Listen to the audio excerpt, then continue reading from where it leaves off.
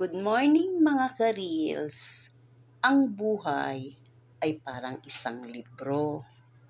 Kung minsan ay masaya, minsan naman ay malungkot. Punong-puno siya ng exciting sa buhay. Kaya kailangan nating magsikap at magsipag upang mapaaral natin ang ating mga anak at magkaroon sila ng magandang bukas.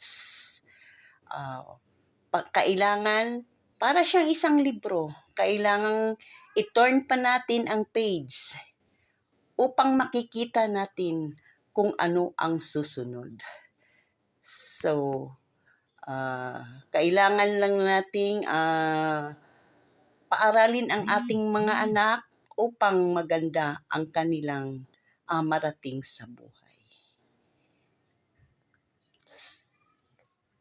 So, thank you for watching!